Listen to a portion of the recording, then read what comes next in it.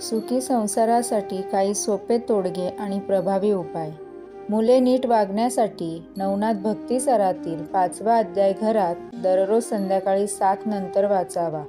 ज्यांचा विवाह होण्यास अनेक अडचणी येतात, ठरलेले विवाह मोडतात, अशांनी नवनाथ भक्तिसार 28वा अध्याय दररोज संध्याकाळी 7 नंतर वाचावा. मंदिरात दिव्याची वास सुखप्राप्तीसाठी पूर्वेस करून ठेवणे. अडकलेले पैसे परत मिळवण्यासाठी सोमवारी चौकोनी कागदात मध्यभागी ज्या व्यक्तीकडून रक्कम येणे बाकी आहे त्याचे नाव लाल शाईने लिहावे व 2 पांढरी फुले व चिमूटभर काळे तीळ ठेवून त्याची पूड करून ती उजव्या मुठीत धरून 108 वेळा मंत्र जपावा. ओम नमः शिवाय. ही पुडी पिंडीवर वहावी. हे सतत 11 सोमवार करावे. महत्त्वाचे काम होण्यासाठी मंगळवारी संध्याकाळी 4:30 ते 6:30 या वेळेत एक तांब्याचा कलश, त्यात पाणी भरा, त्यात अर्धा पेला दूध टाका, चमचाभर पांढरे तीळ टाका. हा कलश घेऊन पिंपळाच्या वृक्षासमोर उभे राहा. एकच कामाची इच्छा मनात ठेवणे व हे काम व्हावे असे पिंपळ वृक्षाला सांगून ते पाणी पिंपळाच्या बुंध्यात वहायचे. एकदाच करावे. नोकरीमध्ये वरिष्ठ सरकारी यांचा त्रास असल्यास दररोज आंघोळीनंतर चिमूटभर साखर घराबाहेर टाकायची. ऑफिसला जाण्यापूर्वी तांब्याच्या किंवा चांदीच्या ग्लासामध्ये पाणी घेऊन डाव्या हातात ठेवा. उजवा हात त्यावर ठेवून मंत्र 7 वेळा म्हणावा. माझ्या घरापासून कार्यालयापर्यंतचे सर्व शत्रू ओम चिमी चिमी स्वाहा व ग्लासातील पाणी प्यायचे आहे. आजार लवकर बरा होण्यासाठी एक ओंजळभर एका जातीची एका रंगाची फुले घेणे रोग्याच्या हातात घ्यायची. आजारी माणसाला त्या ओंजळीत आपला चेहरा लपवायला सांगा. नंतर ती फुले वाहत्या पाण्यात विसर्जन करा. एकदाच करावे. पती पत्नीचे पटत नसेल तर गुरुवारी कडकडीत उपवास करणे. काहीही खायचे नाही. चहा, नारळ पाणी चालेल. सूर्यास्ताच्या वेळी श्री दत्तगुरूंच्या मूर्तीसमोर कोणतेही एक फळ नैवेद्य म्हणून दाखवायचे आहे. सौभाग्याची प्रार्थना करावी आणि सूर्यास्तानंतर उपवास सोडावा. कडकडीत 11 गुरुवार करावेत. इन्कम वाढ होण्यासाठी दर गुरुवारी जमल्यास रोज 2 ते 5 रुपयाचे चणे भाजलेले असावेत. कबुतरांना द्यावे. संध्याकाळी गाईच्या तुपाचा दिवा लावावा. उंबरट्याजवळ व मंदिरात. यत्र योगेश्वरो कृष्णो यत्र पार्थो धनुर्धरः तत्र श्री विजयो भूती दुर्वा. नीतिमती मम रोज संध्याकाळी 18 वेळा मोठ्याने म्हणावा. ओम कृष्णाय वासुदेवाय हरये परमात्मने प्रणतक्लेशनाशाय गोविंदाय नमो नमः. कामाला ऑफिसला जाण्यापूर्वी 8 वेळा हा मंत्र म्हणावा. सर्व मंगल्य मांगल्ये शिवे सर्वार्थ साधिके शरण्ये त्र्यंबके गौरी नारायणी नमोस्तुते. सर्व प्रकारच्या कल्याणासाठी रोज 28 वेळा म्हणावा.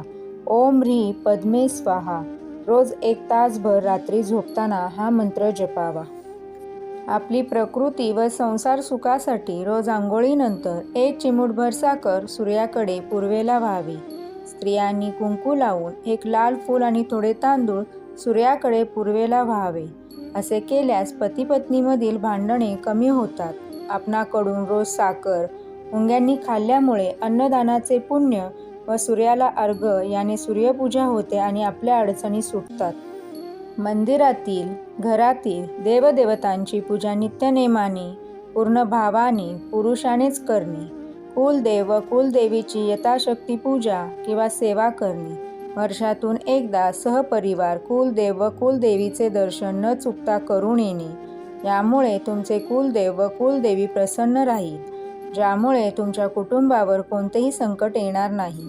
आल्यास त्यातून अगदी सही सलामत बाहेर पडाल. स्त्रियांनी उंबरा पूजून हळद कुंकू वाहून, तुळशी सही हळद कुंकू वाहून पाणी घालणे. नंतर मंदिराजवळ येऊन कुलदेव व कुलदेवीची प्रार्थना करून आशीर्वाद घेणे. 7.5 काय प्रकार आहे? शनीने पिडलेली 7.5 वर्ष म्हणजे 7.5. ही 7.5 वर्ष 3 अडीचक्क्यांमध्ये विभागलेली असतात. आयुष्यातला बॅड पॅच या अर्थानेही 7.5 शब्द वापरला जातो.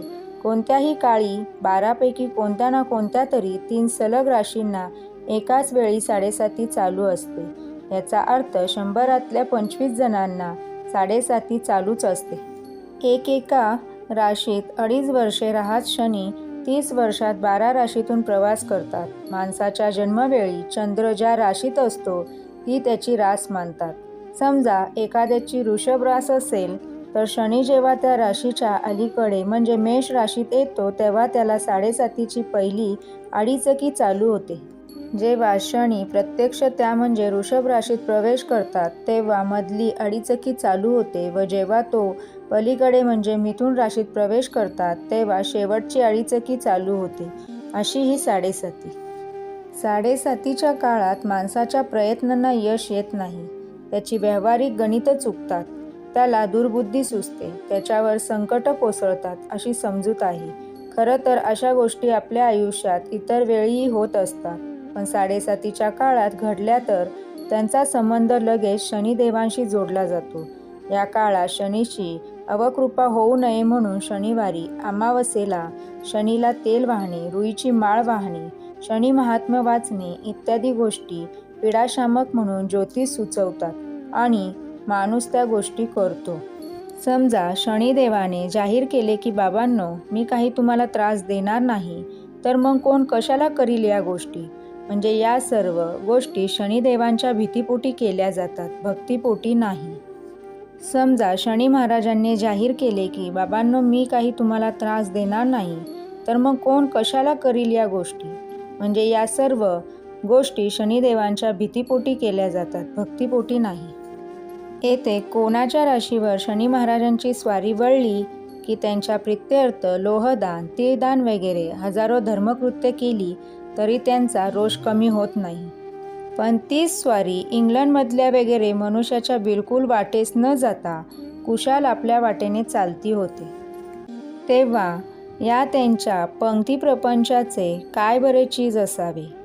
ज्या अत्युग्र ग्रहाने प्रत्यक्ष श्री शंकरांवरही 2-3 घटिका प्रभाव गाजवला, ज्याची दृष्टी लंकापतीच्या सिंहासनावर सारखी लागली असता लवकरच 14 चौकड्यांचे राज्य फडशा होऊन गेले, त्याचे सामर्थ्य या कच्चित परदीपस्थ मनुष्यावर चालू नये हे केवढे आश्चर्य! ज्योतिषाने सांगितल्याप्रमाणे आपण उपाय करतोय ना, मग आता आपल्याला त्रास होणार नाही या स्वयंसूचनेनेच माणसाला बळ येते. त्याचा उपयोग संकटांशी सामना करण्यासाठी होतो. आपल्या अपयशाला आपण जबाबदार नसून ग्रहस्थितीमुळे तसं घडतंय. देवादिकांना सुद्धा जिथं साडेसाती चुकली नाही तिथं तुमची आमची काय कथा हा विचार माणसाला धीर देतो. श्री स्वामी समर्थ.